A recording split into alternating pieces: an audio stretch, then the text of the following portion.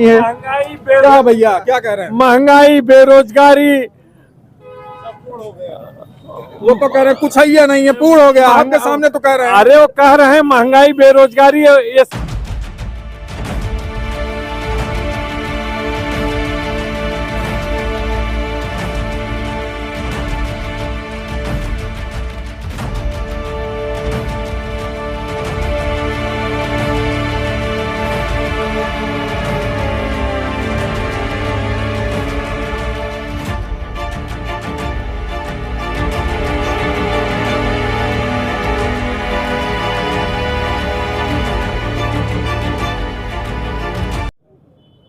नमस्कार, एक बार फिर आपका स्वागत है हमारे चैनल विंदास एक्सप्रेस में। आपको बता दें कि आज हम बताएंगे 38 लोकसभा संसदीय क्षेत्र है, ये हॉट सीट मानी जाती है।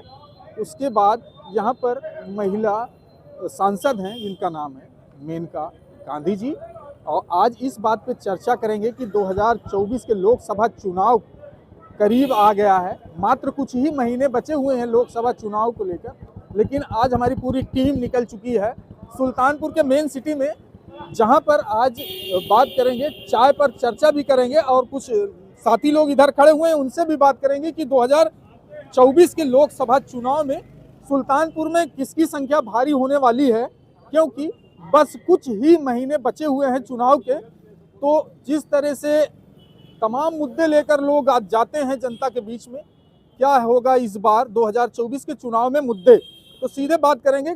काफी साथी बैठे हुए हैं, आप कैमरे में देख भी रहे होंगे। तो सर जी क्या नाम है आपका? दीपक सिंह। दीपक सिंह, जिस तरह से देखा जाए कि दीपक भैया की यहाँ पर कुछ महीने बचे हुए हैं लोकसभा चुनाव होने में, तो क्या लगता है कि सुल्तानपुर में इस बार कौन बाजी मारेगा? भाजपा फिर मारेगी बाजी। भाजपा मोदी जी जो विकास काम कर रहे हैं उस पर भाजपा फिर सुल्तानपुर में लोकसभा सीट जीतेगी, भाजपा ही। सांसद जी के कामों से आप संतुष्ट हैं? एकदम संतुष्ट हो सांसद जी के कार्यों से। हम नहीं, पूरा सुल्तानपुर जिला संतुष्ट है इनके कार्यों से। आप भैया क्या लगता है कि क्या? नहीं, सही कह रहे हो, भाजपा ही आएगी फिर। क्या मुद्दे रहेंगे, किस मुद्दे से भाजपा खत्म कर दिए, मुद्दा कुछ बचा ही नहीं है। क्या भैया क्या कह रहे हैं? महंगाई, बेरोजगारी, वो तो कह रहे हैं कुछ है नहीं है, पूर्ण हो गया। आपके सामने तो कह रहे हैं। अरे वो कह रहे हैं महंगाई, बेरोजगारी ये सब मुद्दा नहीं है। भारतीय जनता पार्टी को हम वोट नहीं देंगे, चाहे जो हो जाए। ये वोट भाजपा को ही देते हैं, इनको परेशान मत होइए। ये भी वोट हमारे साथ जग भाजपा कमल के फूल पे दबाएंगे। यहाँ बैठे हैं इसीलिए, राजनीति है, विपक्ष में बोलते हैं। क्या नाम है आपका? मेरा नाम अजय विक्रम है। अजय विक्रम जी, एक चीज ये बता दीजिए कि जिस तरह से यहाँ पर अगर बात की जाए तो पहली महिला सांसद हैं मेनका गांधी जी यहाँ पर, तो क्या लगता है कि दोबारा वो आएंगी फिर, या फिर आएंगी? और आएंगी तो 1.5 लाख प्लस वोटों से जीतेंगी। और सांसद जी ने इतना दौरा किया है जिले में, किसी सांसद ने इतना दौरा नहीं किया है। इंडिया गठबंधन जो बना हुआ है, जो वहाँ के राहुल गांधी जी हैं राष्ट्रीय अध्यक्ष, क्या कह रहे हैं भैया? इंडिया गठबंधन नहीं तो पैदल यात्रा कर रहे हैं पूरा। भारत जोड़ो यात्रा थोड़ी, भारत पहले से जुड़ा हुआ, भारत थोड़ी जोड़ना है। वो कांग्रेस को बचाने के लिए दौड़ रहे हैं। कहाँ कांग्रेस है?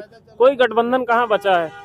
चौधरी चरण सिंह जी को भारत रत्न मिला, सबको भारत रत्न मिल रहा है। अच्छे जो काम किए हैं उनको सम्मानित किया जाएगा। और भारतीय जनता पार्टी और किसी के मनोदृष्टि पे और नहीं चल रही है। क्या कहेंगे भैया, आप क्या लगता है कि सुल्तानपुर में भारत रत्न दे के लोगों को अपनी तरफ खींच रहे हैं? भारतीय झूठा पार्टी के लोग हैं ये।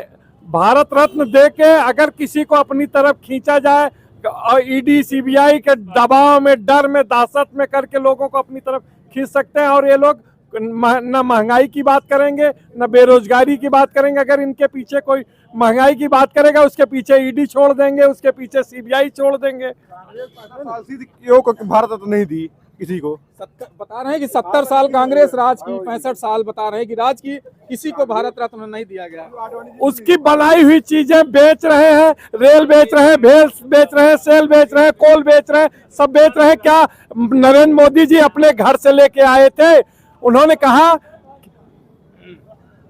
ये कह रहे हैं कि बेच रहे हैं, क्या बेच रहे हैं? कुछ नहीं बिका है, सब कुछ आपने ही सारे बैंकों को बेचा है। आपकी ही सरकार ने एचडीएफसी और जितनी भी बैंक थी उनका निजीकरण कांग्रेस ने ही करवाया। और कहीं भी आपके पास कोई मैनिफेस्टो बचा नहीं है। विपक्ष के पास कुछ नहीं बचा है, बता रहे हैं, सिर्फ आरोप लगा रहे हैं भैया, आरोप लगा रहे हैं। आपका ये बिंदास एक्सप्रेस चैनल मुझे बड़ा गंभीर चैनल लग रहा है। बहुत बधाई के पात्र हैं आप जनता के बीच में आकर के, और मुझे यकीन है कि आप पक्ष विपक्ष की संतुलित डिबेट को दिखाएंगे। थोड़ा मुझे समय दीजिएगा 1 मिनट का, मैं बात का सिलसिलेवार जवाब दूंगा। अभी हमारे सम्मानित साथी जो सत्ता पक्ष से जुड़े हैं वो कह रहे थे बेचने का सिलसिला किसी और ने शुरू किया है। मैं याद दिलाना चाहता हूँ आपको, 1961 में जिस समय पे बैंकों का 71 में सॉरी जिस समय बैंकों का राष्ट्रीयकरण होना शुरू हुआ था, निजी घरानों से बैंक राष्ट्रीयकरण हुए थे, उस राष्ट्रीयकरण करने का पहला विरोधी जनसंघ ने किया था। बैंक को हमेशा निजी घरानों में ही जनसंघ रखना चाहता था। और इधर एक मसला रेवड़ी की तरह भारत रत्न देने का चला हुआ है। नरसिंहा राव जी को अटल बिहारी वाजपेयी की सरकार थी जिसमें नरसिंहा राव का निधन हुआ है। राजघाट पर उनको जगह नहीं दिया अटल बिहारी वाजपेयी ने, उनको वहां पर अंतिम संस्कार करने के लिए राजघाट पे जगह नहीं मिली नरसिंहा राव को। आज भारत रत्न दिया जा रहा है। दूसरे उसमें है एमएस स्वामीनाथन। एमएस स्वामीनाथन ने उपजों का, कृषि उत्पादों का, जो फसलों का भुगतान है, उन्होंने कहा था लागत का दुगना भुगतान होना चाहिए। जो लागत किसान की आती है उसका दुगना। उस कमीशन आयोग की रिपोर्ट को आज तक लागू नहीं किया भारतीय जनता पार्टी ने, और उनको भारत रत्न दे रहे हैं एमएस स्वामीनाथन को। तीसरी शख्सियत है चौधरी चरण सिंह। चौधरी चरण सिंह 1977 के बाद जो सरकार बनी थी चौधरी चरण सिंह की, दोहरी सदस्यता के सवाल पर जो जनसंघ घटक शामिल था उसमें जनता पार्टी में, दोहरी सदस्यता के सवाल पर चौधरी चरण सिंह की सरकार को गिराने का काम जनसंघ ने ही किया था, जो भारतीय जनता पार्टी का पितृ संगठन है। ये इन लोगों को अपमानित करने का काम कर रही है भारतीय जनता पार्टी भारत रत्न के नाम पर। और सुनिए, 1 मिनट और सुन लीजिए मेरी बात। प्रश्न बोल दिए हैं आप। नहीं, 1 मिनट मेरी बात सुन लीजिए। और किसी साथी ने भी सवाल उठाया कि और किसी को भारत रत्न नहीं मिला था। राष्ट्रपिता महात्मा गांधी को किसने भारत रत्न दिया था? नेताजी सुभाष चंद्र बोस को कितने भारत रत्न दिया था? एक सवाल कर लीजिए इनसे। भैया ये बड़ा आरोप लगा रहे हैं कि इस तरह से जो है छलावा किया जा रहा है, इनका कहने का मतलब है कुछ नहीं, मुद्दे से भटकाने की कोशिश कर रहे हैं। कोई इन लोगों के पास कुछ है नहीं मुद्दा। भैया बड़ा मुद्दा रिपोर्ट को लागू एक बड़ा मुद्दा चल रहा है कि राम मंदिर बन गया है, लोग 2024 में राम मंदिर। हाँ, ठीक है, भगवान राम भारत की जमीन पे ही पैदा हुए और भगवान राम कण कण में विद्यमान है, पूरे देश में विद्यमान है। 1 मिनट, मैं इस मुद्दे से इतर एक बात करना चाहता हूं। काशी, मथुरा, अयोध्या, ये तीनों भारत में ही मौजूद है। देर सवेर इनके मुद्दे हल ही होंगे और हल होना ही है। एक मुद्दा मैं दे रहा हूं इनको, 70 साल से कैलाश मानसरोवर चाइना ने कब्जा कर रखा है। मोदी ने 9 साल में कई बार चाइना से बात किया कैलाश मानसरोवर हमारा वापस किया जाए। भैया कह रहे हैं कैलाश मानसरोवर, सिर्फ राम मंदिर की बात करते हैं, मथुरा की बात करते हैं। कैलाश मानसरोवर को चाइना ने कब्जा कर दिया। आपको मुद्दे ने भटकाए, वो मुद्दे से उन्होंने भटकाया। आपके सामने ना कैलाश मानसरोवर किसके सरकार में गया था? बताइए भैया। शाही चीन किसकी सरकार में बना था? बताइए, पूछिए। शाही चीन किसके सरकार में? ये बड़ा आरोप लगा रहे हैं कि शाही चीन किसके सरकार में बना। किसी के रहा हूं, ये मुद्दा जिसको कह रहे हैं कि उन्होंने नहीं किया था, मैं चैलेंज दे रहा हूं, आपको दे रहा हूं। कैलाश मानसरोवर जिनपिंग से बात करके ले आइए। आप बड़े बहादुर हैं, बड़े मर्द हैं, मुमकिन है मोदी है तो ले आइए चाइना से। कांग्रेस सरकार 65 साल में पूछना चाहता हूँ, राम मंदिर क्यों नहीं बनवाई? इनकी सरकार थी। 370 हटाने में इन लोगों ने पूरा जितना रोना था, मैं उस शब्द को कहना नहीं चाहूंगा, दिखाया। हटाने ही नहीं दिए। अब राम मंदिर बन गया है। कम से कम ऐसा नेता मिला कि सबने, जितने विपक्ष वाले हैं, कम से कम भगवा पहनने लगे और हिंदू धर्म दिखाने लगे, मैं जनेऊधारी हूँ। और कितना बनेगा? क्या कहेंगे भैया आप? क्या कहते हैं? धारा 370 का दस्तावेज पढ़ लेना चाहिए इनको। उस पर डॉक्टर श्यामा प्रसाद मुखर्जी के दस्तखत है। क्या जो जनसंघ के संस्थापक श्यामा थे, प्रसाद मुखर्जी को आप लोग नहीं मानते हो? उन्होंने भी दस्तखत किया है। श्यामा प्रसाद मुखर्जी को आप लोग नहीं मानते हो? सुनिए, 65 साल राज की देश में 370 तब भी हट सकता था। आप लोग ना सरदार वल्लभ भाई पटेल को नहीं मानेंगे, आप चले जाएंगे, आपको कुछ कहा जाएगा सावरकर जी पे चले जाएंगे, आप राम मंदिर को नहीं भगवान को मानिए ना। आप उसके लिए सुनिए, हम 5 दिन जेल काटे हैं उसके लिए। सुनिए, नहीं आप शायद पैदा भी नहीं हो रहे होंगे जिस समय हमने जेल काटा है। सुनिए, और सुनिए, आप हनुमान चालीसा सुना दीजिए, मैं जो है राजनीति से इस्तीफा दे दूंगा और मैं यही बैठे बैठे सुंदरकांड सुनाऊंगा आपको, पूरी सुंदरकांड सुनाऊंगा। पूरा सुंदरकांड हनुमान चालीसा इसे दुकान पे बैठ के नहीं सुनाया जाता। राजनीति छोड़ दूंगा हनुमान चालीसा इसे भैया सुना दीजिए। क्यों? सुनिए, बड़ी मुद्दा एक है, ईवीएम बड़ा मुद्दा है। लोग ईवीएम के लिए विरोध प्रदर्शन कर रहे हैं कि ईवीएम से वोट नहीं होगा, ईवीएम से वोट नहीं होगा, बैलेट पेपर से चुनाव होगा। इस पे क्या कहेंगे? ईवीएम इनका रोना है। जिस देश में, जिस राज्य में इनकी सरकार बनती है उसमें तो वो कहते हैं कुछ ठीक है, और जिस राज्य में सरकार इनकी नहीं बनती कहेंगे ईवीएम से घोटाला हो गया, ईवीएम से भाजपा सारी वोट ले लिए। ईवीएम खाली रोना है इनके पास बस। जिस राज्य में सरकार बनती है उसमें क्यों रोना नहीं गाते हैं ईवीएम का? अरे सुप्रीम कोर्ट ने अभी डांटा, इन लोगों को फटकारा कि जो है सुप्रीम कोर्ट में वोट अनवैलिड करके जबरदस्ती ये लोग जीत रहे हैं। भ्रष्ट बहाना बना रहे हैं। सुप्रीम कोर्ट, इसका मतलब सुप्रीम कोर्ट का बहाना है। अब ये जब मंदिर का मुद्दा है सुप्रीम कोर्ट का सम्मान करना चाहिए। अब ये रोना बता रहे हैं। करोड़ों रुपए सीएम आवास में लग गए, उसमें नहीं है, सुप्रीम कोर्ट ने नहीं डांटा उसमें। क्या सीएम आवास में करोड़ों आवास में क्या कहेंगे?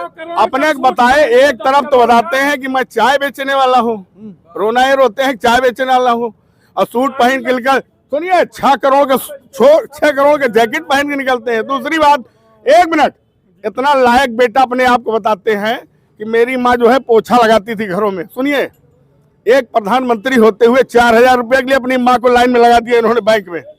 राहुल गांधी को कितना भी कोसे, हम उनके पक्षधर नहीं, उस पार्टी के हैं। राहुल गांधी स्वयं तो लाइन में लगे, अपनी माँ को तो लाइन में लगाया नहीं उन्होंने। और ये इतने लायक बेटे हैं कि अपनी 90 साल की बूढ़ी माता को 4000 रुपए के लिए लाइन में लगवा दिया। इतने लायक बेटा है। क्या कहेंगे भैया, जिस तरह से क्या नाम है, 2024 का चुनाव करीब आ रहा है, लोगों की धड़कनें बढ़ रही हैं, तो इस बार क्या लगता है कि सुल्तानपुर से कौन, किसके सर पे ताज बंधेगा?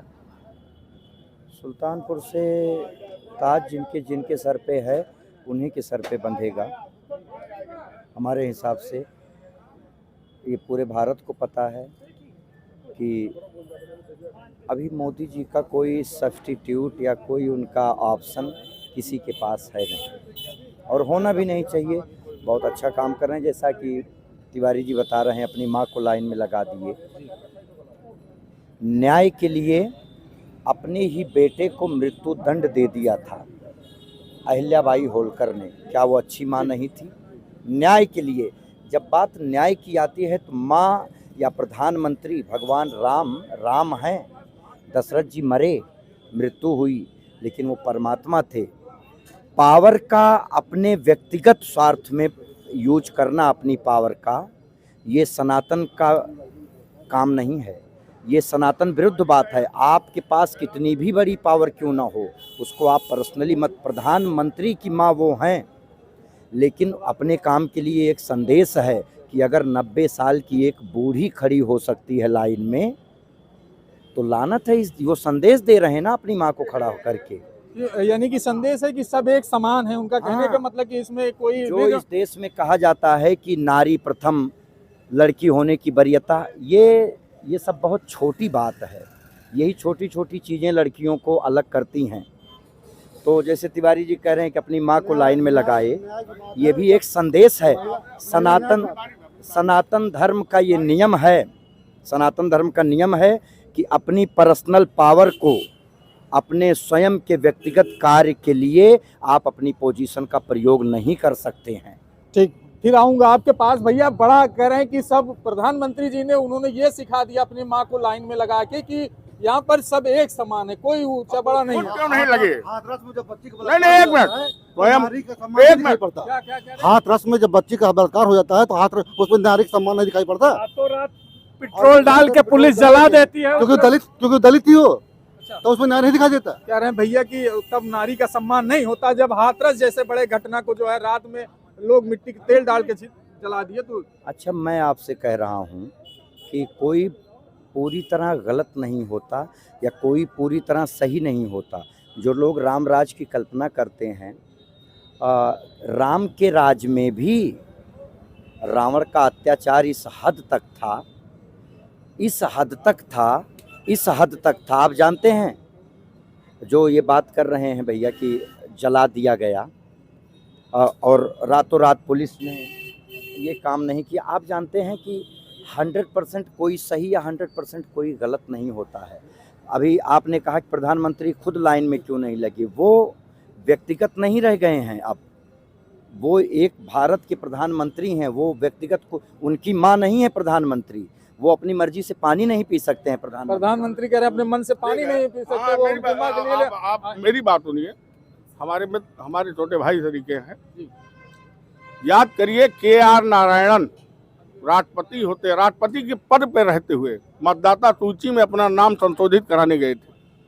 मतदाता सूची अभियान का श्रीगणेश करने के लिए KR नारायणन राष्ट्रपति बतौर राष्ट्रपति जाकर के वो बगैर किसी सुरक्षा के गए थे। इस देश में ये भी परिपाटी रही है। दूसरी बात, अभी तमाम लोगों ने राम मंदिर, भगवान राम के भव्य राम मंदिर का मुद्दा उठाया। हमारे पांडे जी को भी ये बहुत साफ तौर पर जानकारी है। भारतीय संविधान का जो मूल पाठ है उस पर राम दरबार अंकित है। जो भारतीय संविधान का मूल पाठ है उस पर राम दरबार अंकित है। भारत के 3 प्रतीक कौन बताए गए? राम, कृष्ण और शिव। ये भाजपा ने नहीं किया इसको, ये 70 साल पहले हुआ था। हमारे संविधान निर्माताओं ने किया था इसको। संविधान निर्माता तो बाबा साहब ने लिखा था। नहीं, उसको 300 लोग थे उस कमेटी में, 300 लोग थे। वो ड्राफ्टिंग कमेटी के चेयरमैन थे भीम बाबा साहब। 1 मिनट मुझे समय दीजिए, 10 सेकंड का और। इस राम मंदिर धर्म के सबसे बड़े धर्म पीठ पे विराजमान कौन है? इस देश के चारों शंकराचार्य। हमारे देश के चारों शंकराचार्य में से एक भी शंकराचार्य राम मंदिर उद्घाटन में नहीं गया। दूसरा, राम अगर इस देश की मर्यादा के प्रतीक हैं तो इस देश का प्रथम नागरिक है, इस देश का राष्ट्रपति। दलित होने के कारण इस देश के राष्ट्रपति को राम मंदिर के भव्य उद्घाटन में प्राण प्रतिष्ठा में नहीं बुलाया गया। एक दलित का अपमान है। ये दलित का अपमान है। अभी कह रहे थे, संविधान की बात कर रहे थे। संविधान में बाबा साहब का सबसे ज्यादा योगदान रहा है संविधान लिखने में, और ये आरोप लगा रहे हैं कि ये एक दलित राष्ट्रपति हैं, उनको नहीं बुलाया गया प्राण प्रतिष्ठा में। देखिए, बाबा साहब का सबसे ज़्यादा योगदान ऐसा नहीं है। इस देश की एक मेजॉरिटी, पहली बार बाबा साहब पे आप बात कर रहे हैं। जिस बाबा साहब का एक लाइन है कि मैं हिंदू बन के पैदा हुआ, हिंदू बन के मरूंगा नहीं। शायद ये बात बोलते समय बाबा साहब राम जी के बारे में नहीं सोचे। अयोध्या वाले राम जी की बात नहीं कर रहा हूँ मैं। बाबा साहब के पिताजी का नाम राम जी राव। बाबा साहब एक बार अगर महादेव अंबेडकर के बारे में सोच लेते, जिन्होंने उनको अंबेडकर नाम दिया, बाबा अगर उस क्षत्रिय के बारे में सोच लेते एक बार, तो शायद इतना बड़ा स्टेटमेंट ना देते। अच्छा, बाबा साहब ब्रिलियंट तो हैं ही, इसमें कहीं कोई संशय का विषय नहीं है कि बाबा साहब और कोई धर्म नहीं अपनाए, क्योंकि एक पैरेलल बराबर की बात है, बौद्ध धर्म में वो गए। अच्छा, रही बात बाबा साहब की ये दलित वाली बात ना, हर आदमी के जैसे प्रोटोकॉल है। इतना बड़ा द्रौपदी मुर्मू जी क्यों नहीं बुलाई गई? क्या द्रौपदी मुर्मू जी ने ये स्वयं कहा कि मुझे नहीं बुलाया गया? कहीं उन्होंने कहा ये उनका एक लाइन तो स्टेटमेंट तो नहीं। तो किस बेस पे आप कह सकते नहीं बुलाया गया? कैसे? भैया बड़ा प्रश्न बता दिए कि बिना जो है द्रौपदी मुर्मू ने कहीं स्टेटमेंट, राष्ट्रपति, ये पहली बार नहीं हुआ। लोकसभा का सांसद, पार्लियामेंट का उद्घाटन हुआ।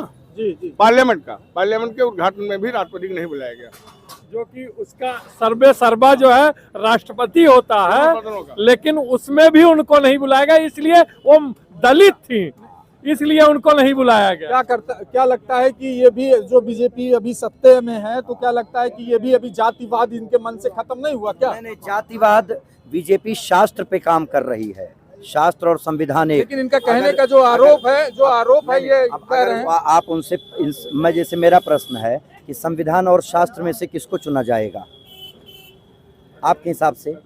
संविधान या शास्त्र? हम तो संविधान से चुनेंगे भाई। संविधान हमें जीने का अधिकार देता है। नहीं नहीं, संविधान नियम है, शास्त्र जीवन है। संविधान आपको ये नहीं बताएगा कि सुबह उठ के माँ बाप का पैर छूना चाहिए। संविधान आपको ये भी नहीं बताएगा कि 7 फेरे लेते वक्त एक आदर्श पति की जिम्मेदारी क्या है। संविधान आपको आदर्श पुत्र क्या होता नहीं बताता है, आदर्श पति क्या होता है, आदर्श मित्र क्या होता है, आदर्श पिता क्या होता है, ये संविधान नहीं। संविधान नियम है, शास्त्र जीवन है। जीवन आपको शास्त्र जी बताएगा। रही बात संविधान की, संविधान केवल नियम है और शास्त्र जीवन है। इसीलिए देश दोनों तो संविधान पे ही चल रहा है। हाँ। देश तो संविधान। जीवन किस पे चल रहा है? जीवन किस पे चल रहा है? जीवन किस पे चल रहा है? हाँ। किस पे चल रहा है आप बताइए। शास्त्र से जीवन चलता शास्त्र है। से जीवन चल रहा है। हम कह रहे हैं आपको कि सुबह उठ के आपको क्या करना चाहिए माँ बाप के प्रति। एक शब्द आया भारत में, कौन सा शब्द? उस शब्द का नाम है कैरियर। कैरियर। से जीवन चलता तो अदालत में महिलाओं की इतनी भीड़ नहीं होती। स्वास्थ्य से जीवन चलता तो महिलाओं की अदालत में भीड़ नहीं होती। अच्छा। और क्या दूसरी बात, ये जो जातिवाद है ये शास्त्र की देन नहीं है, ये संविधान की देन है। संविधान की देन है भैया। जातिवाद। संविधान में लिखा गया है कि मानव एक समान, सभी को एक समान बताया गया। अरे प्रभु, मानव ही क्यों? बाबा साहब कहते हैं क्षत्रिय ब्राह्मण वैश्य शूद्र की बात फिर कहाँ से आ जाती है? सुनिए, महाराज? मानव ही क्यों? जो शास्त्र है वो कर्म प्रधान विश्व करी राखा। जातिवाद की उपज की प्रमुख जड़ कर्म की हीनता। सकल पदार्थ है जग माही, कर्महीन नर पावत नाही। मैं आपको कहता हूँ कि आप किसी भी जाति धर्म से हैं, आप आइए ना, आप भी जनेऊ खराऊ पहनिए, शास्त्र का वाचन करिए। कर्महीन, कर्म की हीनता ही जातिवाद की उपज की प्रमुख जड़ है। जातिवाद पदार्थ है जग माही, क्या कहेंगे भैया कर्महीन नर पावत नाही। इनके मुद्दे पे नहीं, इनके मुद्दे पे हम बिल्कुल नहीं जाएंगे। हम आपके मुद्दे पे जाएंगे। बताइए। जिस मुद्दे को लेके आप चले हैं, आपने जो मुद्दे हैं, राजनीति के जो मुद्दे हैं, उसके तरफ आपने ये डिबेट रखी है। जी जी। जहाँ तक मेरा ख्याल है, राजनीति के मुद्दे बिल्कुल नहीं है कि भारतीय संविधान जो बना हुआ है उसकी प्रस्तावना में ही पहली ही लाइन में स्पष्ट लिखा हुआ है कि हम भारत के वासी धर्मनिरपेक्ष लोकतांत्रिक गणराज्य की स्थापना हेतु इस संविधान सभा के समक्ष यह संविधान को समर्पित करते हैं। ये पहली ही लाइन में लिखा हुआ है। बात मुद्दे की हो रही है, देश के मुद्दे की। शास्त्र और धर्म ये हमारे निजी आस्था का विषय है। मैं क्या करूं, पूजा करूं कि नमाज पढ़ूं, ये मेरी निजी आस्था है। ये देश का मुद्दा नहीं है। देश के मुद्दे क्या है? मंदिर बनाना सरकार सड़क का काम है? बिल्कुल नहीं है। नहीं है। मंदिर बनाना बिल्कुल सरकार काम नहीं ले है। रही, सरकार उसका श्रेय ले रही। प्रधानमंत्री नहीं। कह रहे हैं मैंने बनाया। नहीं, एक मिनट। अभी यहीं पे कल को कोई मुस्लिम, 70 साल तक बाबूजी, कल को कोई मुस्लिम मुख्यमंत्री बैठ जाए और कहा कि हम लखनऊ हजरतगंज में मस्जिद बनाएंगे, ये स्वीकार करेंगे? भैया बताओ। अच्छा, आरएसएस प्रमुख मोहन भागवत जी से एक सवाल किया गया कि क्या मंदिर से गरीब की थाली में रोटी आती है? जी। मैं आपको बताऊं मंदिर से कैसे रोटी आती है। मंदिर क्या है आप जानते हैं? मंदिर की फिलॉसफी इस देश में क्या है? भारत में इतना क्राइसिस क्यों है जो सरकार के ऊपर लोग बात कर रहे हैं कि नौकरियां नहीं हैं? भारत में ब्लैक मनी रन करना बंद हो चुकी है, और जब ब्लैक मनी किसी देश में रन करती है तो भारत वो फ्लैक्चुएट होती है इकोनॉमी। क्या लगता है? मैं बात किनके जवाब दे रहा हूँ। बार बार भाई साहब हमारे मंदिर की तरफ ले जा रहे हैं। मंदिर भारत में सदियों से आदिकाल से धर्म आधारित व्यवस्था रही है। सुनिए, धर्म आधारित व्यवस्था रही है। मुझे किसी दूसरे देश का नाम ये बता दें भारतवर्ष के अलावा जो 900 साल से ज्यादा अधिक समय तक गुलाम रहा हो। किसी दूसरे देश का नाम बता दें। यही एक कारण। अभी सुंदर जब सवाल इन्होंने क्या लगता है कि 2024 की यहाँ पर मुद्दा इस समय 2000 धार्मिक और जातिगत भेदभाव कौन रे होए हमें कहानी, ये सोच जो भारत की बंटवारे का मुख्य कारण भी यही है, धार्मिक आधार। आज आ रहा हूँ क्योंकि कुछ साथी इधर भी खड़े हुए हैं, क्योंकि ये मुद्दे से भटक चुके हैं और राम मंदिर की तरफ लेके जा रहे हैं। उसी में जो है ये गड़बड़ हो गया। लेकिन तब तक बने रहिए हमारे साथ। कैमरामैन रजा के साथ मैं अनिल कुमार, सुल्तानपुर आवाज़।